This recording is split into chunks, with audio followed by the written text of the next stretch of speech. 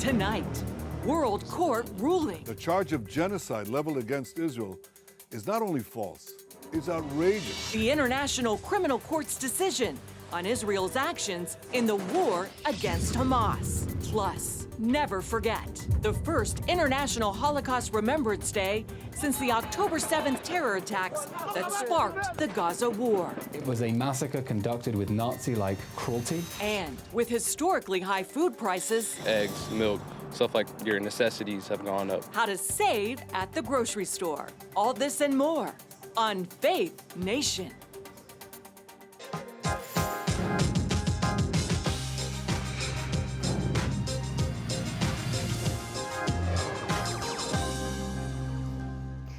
A preliminary decision and a revoking of funding as the war in Gaza rages on. Welcome, everyone, to Faith Nation from our CBN News headquarters in Virginia Beach. I'm Wendy Griffith.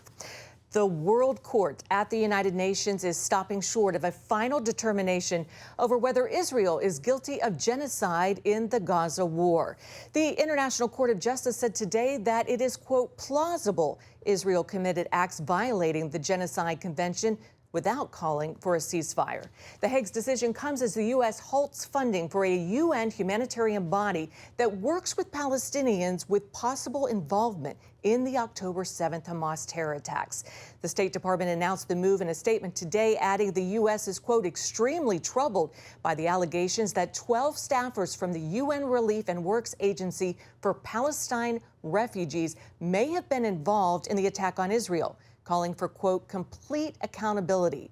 The announcement comes in the wake of allegations that Israeli forces hit an UNRWA building this week, killing 9 people. Israel denies those claims. Israeli Prime Minister Benjamin Netanyahu is emphasizing Israel's commitment to international law. Our war is against Hamas terrorists, not against Palestinian civilians. We will continue to facilitate humanitarian assistance and to do our utmost to keep civilians out of harm's way, even as Hamas uses civilians as human shields. We will continue to do what is necessary to defend our country and defend our people. New reporting from the New York Times shows the number of Gazans killed has dropped dramatically since Israel changed its tactics on the ground several weeks ago. The total number, according to the Hamas-run Gaza Ministry of Health, now tops 25,000 people. Well, Congressman Chris Smith, Republican from New Jersey, joins us now. Congressman, first off, what do you make of the ICJ's verdict today? Well, it was very much welcomed. You know, South Africa brought a very unfounded set of accusations against the country of Israel. They were rejected almost totally. There was no imposition of a ceasefire. And again, the court has no enforcement capability, but it does have moral suasion, so it is important what they do.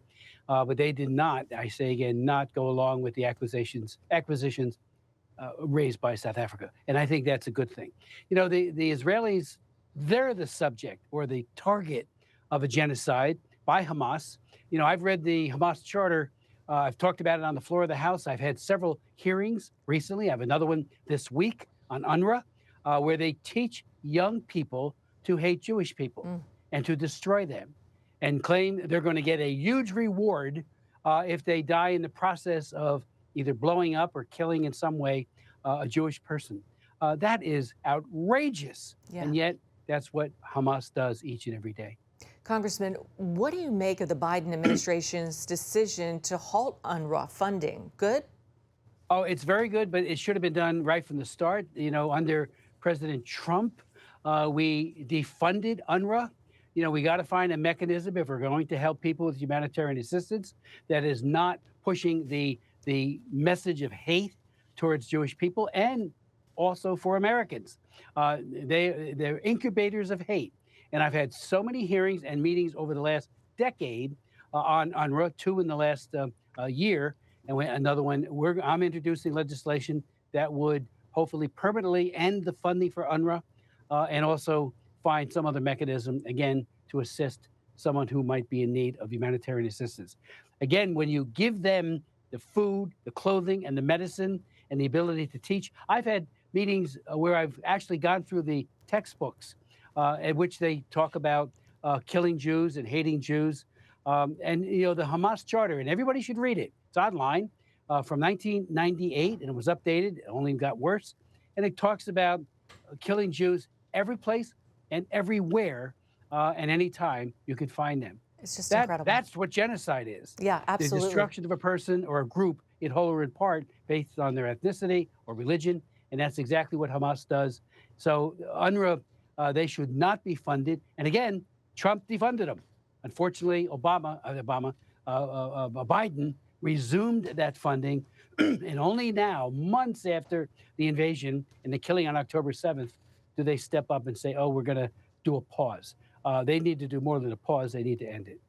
Well, Congressman, thank you so much for the important work that you're doing on this issue. And thank you so much for your time today and your insights. We truly appreciate it. God bless. Thank you, Wendy. Well, over 100 days into the war, the world is set to mark International Holocaust Remembrance Day with declarations of never again. As CBN Middle East correspondent Julie Stahl tells us, the October 7th massacre brought new meaning to the memory of the Holocaust and those words. Israel has always been sensitive to any comparison to the Holocaust. Since the Holocaust and the genocide of 6 million Jews in the Second World War, we've always said that nothing could ever compare to the Holocaust. And then October 7th happened. Completely different in scale, but not in its efficiency or barbarity or cruelty.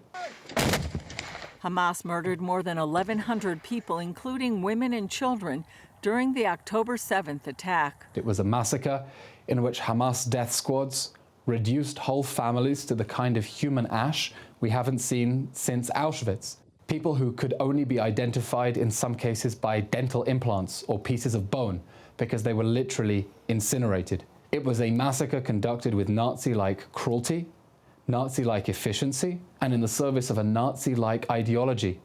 The murder of every Jew in this country, every Israeli in this country, and every Jew in the world. 2 months before the October 7th attack, CBN News visited Poland, where around 3.5 million Jews lived before World War II, the largest Jewish community in the world with a 1,000-year history. When the Nazis invaded Poland in 1939, they put into action Operation Reinhard, the code name for the extermination of Polish Jewry. This is the city of Lublin today, but nearly 85 years ago, it was the SS headquarters. Here, the Nazis, the SS, the Gestapo, the German army had their base, and it was from here that they planned the murder of over 2 million Polish Jews. David Pileggi is rector of Christ Church in Jerusalem and regularly brings Christians here on tours to show them the vibrancy of Jewish life before the war and the magnitude of the Nazi destruction of the Jewish people. And one building in particular where bureaucrats and planners sat, where they organized timetables for trains, dispatched killing units from one Jewish village to another Jewish town, either shot the Jews, put them in ghettos, or eventually sent them to one of 3 death camps in this part of Poland. The execution-style murders where men, women, and children were shot at close range culminated in a 2-day killing spree. On November 3, 1943, German police and SS guards murdered some 18,000 Jewish prisoners from the Majdanek labor camp and others in the Lublin area and buried them in these grassy pits. It was part of an operation codenamed the Harvest Festival, in which 42,000 Jews were killed in just 2 days. That was the largest Nazi execution ever. Many say it marked the end of 1,000 years of Polish Jewry. Today, Majdanek is a well-preserved testimony to the evil that took place there. Walking through the barracks, seeing the barbed wire and the watchtowers was absolutely chilling, and definitely brought tears to my eyes, and it was overwhelming. The Jews didn't sign up for war. The Jews were murdered. Andrew Burkhausen, a recent visitor to Poland, says the scope of the Holocaust was too big to grasp. When I was at the Majdanek labor camp today, thinking of the 18,000, that's a much smaller number than 6 million. 6 million is, you can't even imagine it. And I tried to imagine the 18,000 and I couldn't even get there. However, by walking through the labor camp and seeing the gas chambers and seeing the physical buildings really allowed me to imagine just one. And that was enough to break me down. And it's really important for people to expose themselves to this history. Fast forward to October 7th. And we will now be reflecting on what it means for us that the Nazis are no longer the exclusive, ultimate symbol of evil. Because on October 7th, we came face to face with a force as evil as the Nazis, less successful than the Nazis, but that's only because we stopped them, and we will continue fighting them. Levy says, unlike the Nazis, Hamas is boasting about what it did. And all the evidence is out there, and it's out there because Hamas filmed it.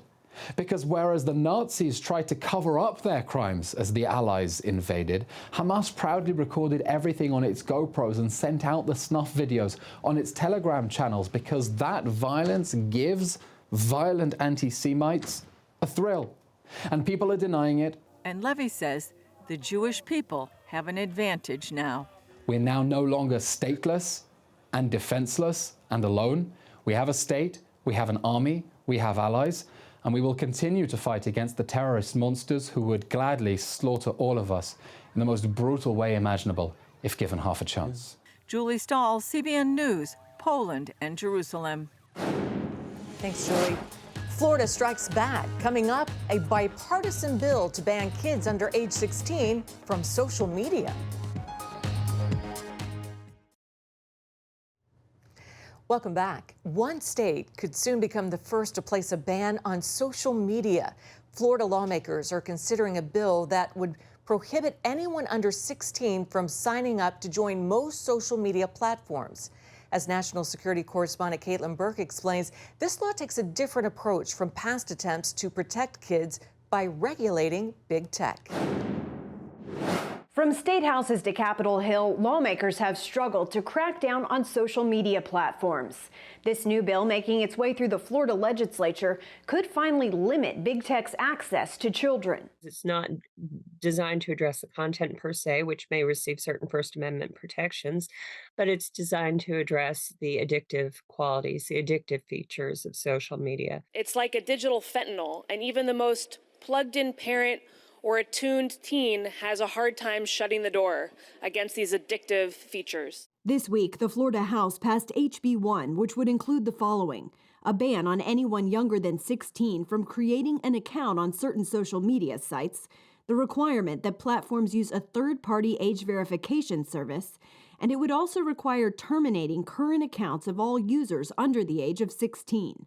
Melissa Henson, Vice President of Programs for the Parents Television and Media Council, believes this bill could withstand attempts by big tech to shut it down. I think we can fully expect a challenge from the social media companies if this bill is passed, but I still think it's an important first step, and if nothing else, a warning shot to these media companies that they need to clean up their act. While Florida lawmakers did not call out specific tech companies, they point out regulations would apply to any social media site that tracks user activity, allows children to upload content, or uses addictive features designed to cause compulsive use. Meanwhile, in New York City, another approach to protecting kids online, with Mayor Eric Adams classifying social media as a public health hazard and an environmental toxin. We cannot stand by and let big tech monetize our children's privacy and jeopardize their mental health. Let's have different states try different proposals and see which ones are the most effective.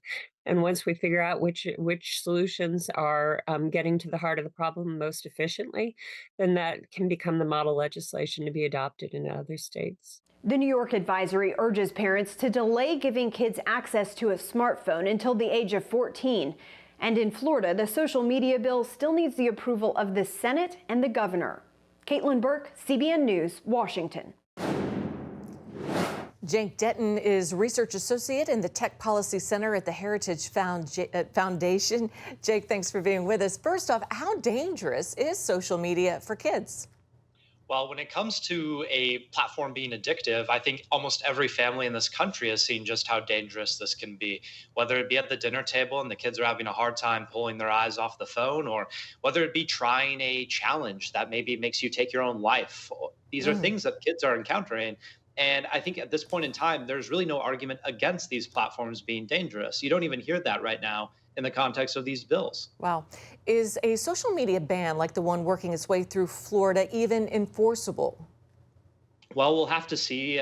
First it has to pass the Senate, and then it has to go to the governor's desk, and then certainly we'll see a legal challenge. But, we can't really just sit by and kind of play the scholarly role of questioning whether this is enforceable or not. We have to take action, right? These are human lives. These are our children that are objectively being subjected to all sorts of horrible, horrific things on these platforms. And, frankly, it didn't have to come to this. These platforms could have adapted. They could have changed their business model to make them safer for children. They chose not to. And so this is, the final step. This is the only option we have left. And it's one that we need to see through. Is there one social media platform that's more dangerous than others? Well, I suppose you could probably say TikTok is the most egregious at this point in time. You see it particularly prevalent amongst young children. It's owned by a foreign company that is beholden to the Chinese Communist Party and really couldn't care less what the United States has to say about, their different business practices. And so I think that is a particularly egregious case that needs to be addressed as quick as possible. But at the end of the day, a lot of these platforms on the content side of things and the way that they've been designed to be addictive to children are universal. Yeah. And you heard in Caitlin's piece, the New York City mayor classifying social media as an environmental toxin. Could we see other states follow suit with a ban like Florida is pursuing? Well, this seems to be an increasingly bipartisan issue. It's important to note, while many are kind of reporting that the Florida bill is this kind of Republican power grab over the children, it's bipartisan. You look at the voter roll, uniquely supported across the aisle. And, I think that really just shows that the momentum is moving in the favor of families rather than, lining up behind these big tech companies. Whether it be Eric Adams in New York or these lawmakers in Florida, it seems we've come to a consensus that we cannot continue on with the status quo. Yeah, Jake, this is an issue we're going to be watching very closely. And I know parents are going to be watching very closely. And as you and I probably both know, it's not just kids that can be addicted, but this legislation is looking at kids. So we'll start there. Jake, thanks so much for being with us. We appreciate your insights. Absolutely. Thanks for having me. Well, sky-high food prices have consumers making tough decisions. How you can save at the store when we come back.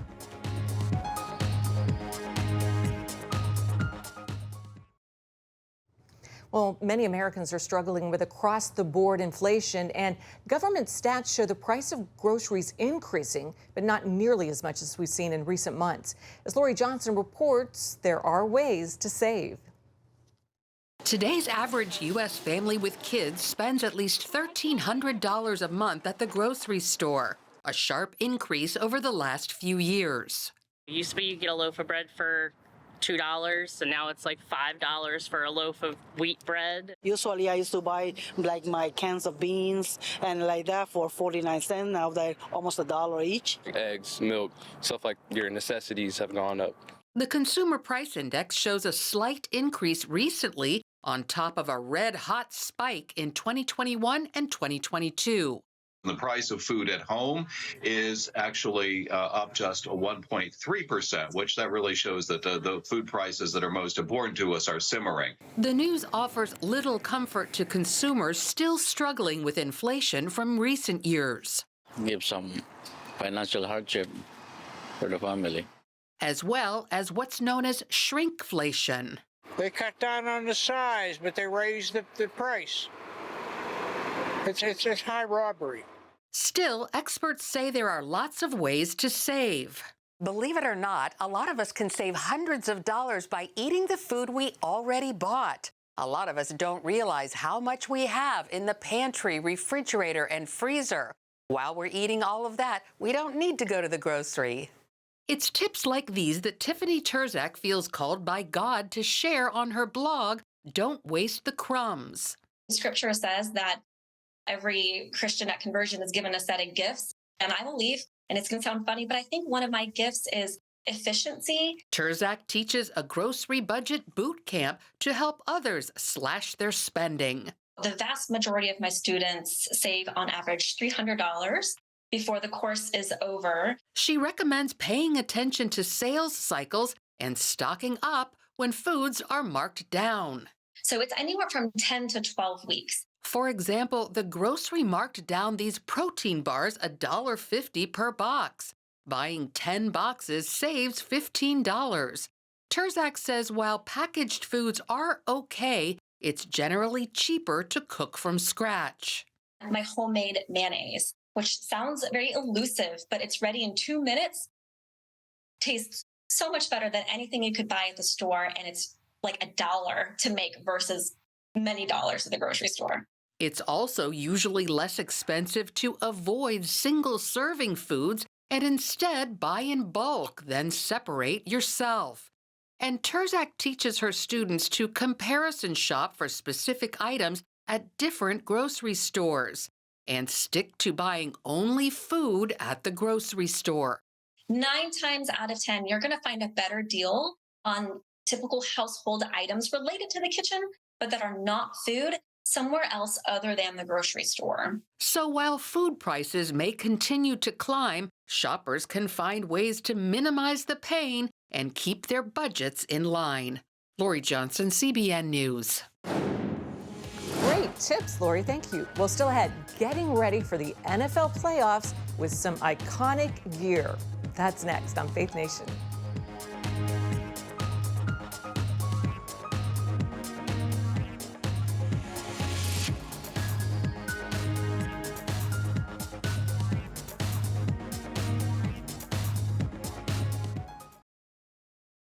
Finally tonight, the NFL playoffs are charging on despite freezing weather across the country that's making for some memorable scenes. You may remember Chiefs head coach Andy Reid's frozen mustache, an image that made it onto T-shirts and even a cake. Now fans are sporting an image of Chiefs quarterback Patrick Mahomes wearing his cracked helmet smashed during a bitterly cold playoff game against the Miami Dolphins.